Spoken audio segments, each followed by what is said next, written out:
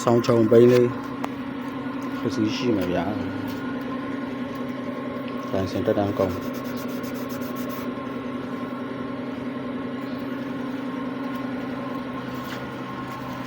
အနေထားတော့ကြည့်ပါပြစ်ထားလို့စားလေးတော့ပေါအောင်နဲ့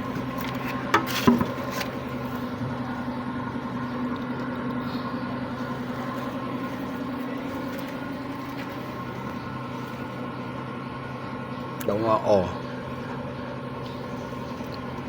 ပြစ်ထားတာ4 နှစ်လောက်ရှိတယ်